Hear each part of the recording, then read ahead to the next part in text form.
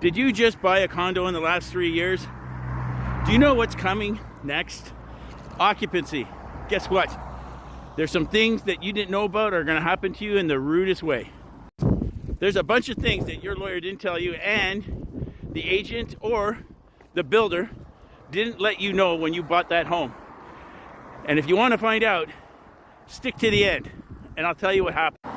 I'm Brian, your realtor mentor. Follow me, like my videos, and leave a comment. And yes, I'm your all-weather real estate agent. Here's the rude awakening you weren't expecting. And this one just blew my mind that, and I found out this about 4 or 5 years ago, because I really didn't deal or dabble in condos. But I had a client approach me and ask me if I could help them, 1, sell the condo, 2, lease the condo at the same time. Everybody's so interested in selling the property, they don't really get into the nitty-gritty of the details of when you take possession, occupancy, and all that money starts transferring back and forth, and then the mortgage rates are going up, and the perfect storm is developing, and then all of a sudden you can't afford to pay your mortgage on your own. So what do you think of doing? You think of leasing while you're trying to sell to recoup your losses or whatever you paid for the place. There was an agent on here talking about doing an assignment sale, and he really didn't touch on a lot of the details that go with this. But guess what? You really don't own that home completely. And the vendor, the builder, puts a lot of stipulations on the fact that you can't sell the home for your own personal financial gains. They've got restrictions in place.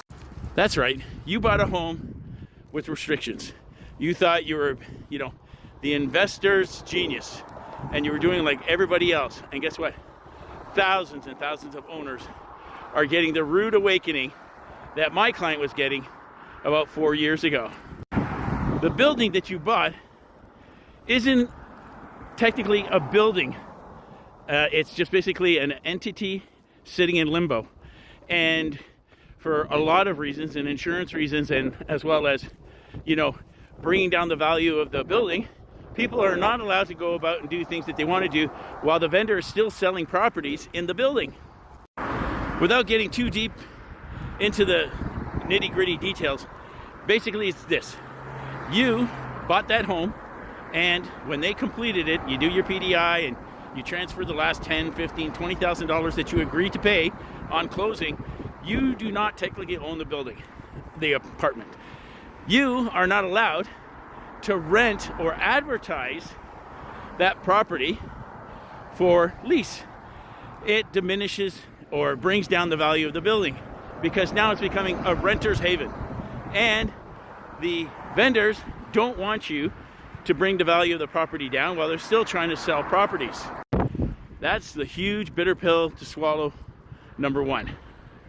Number 2, if you do or they do agree to let you lease the property, then you got to use their brokerage that they prefer and their agents that they prefer.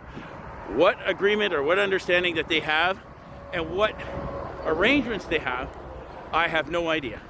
And this is a little bit of a conflict of interest. How this carries on and why RICO allows this to happen, and as well the rest of the board members, it just amazes me. So they dictate to you who you can use as a brokerage and an agency to lease or sell the home. So they've got restrictions on you with that.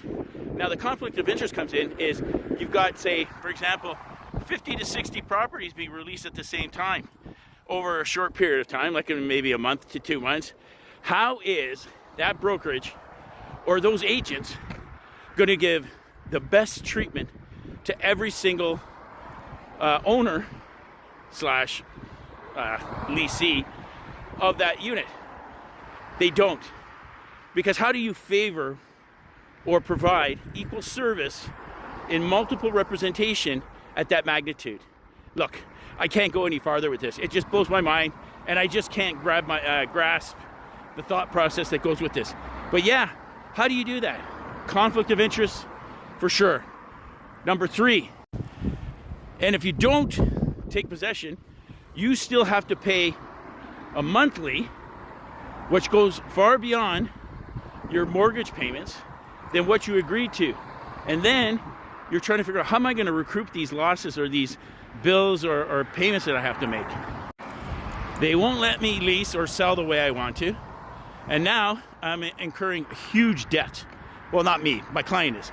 But they've handcuffed him.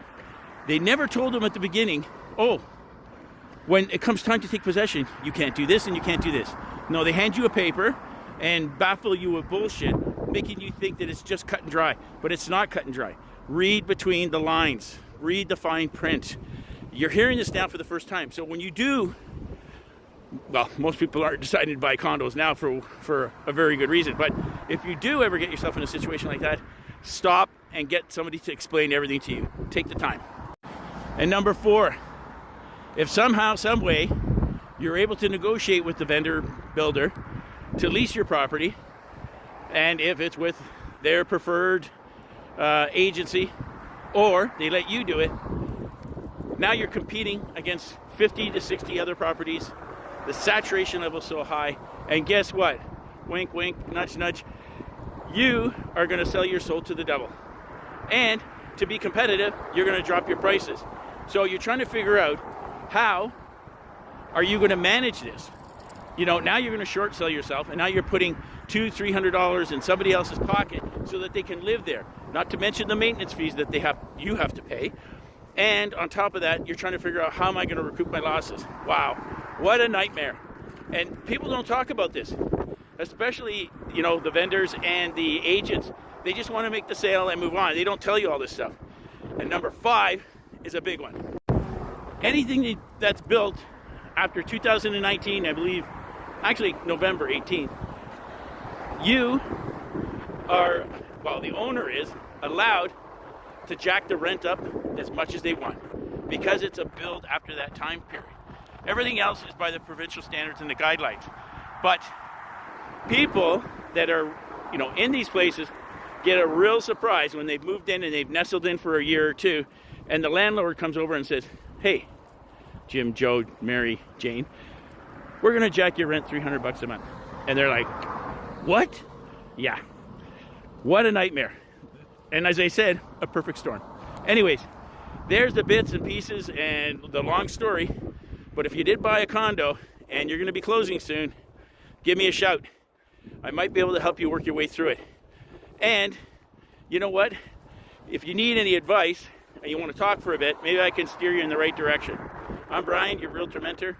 Follow me, like my videos, and I hope you found this one very informative from both sides, realtors and clients.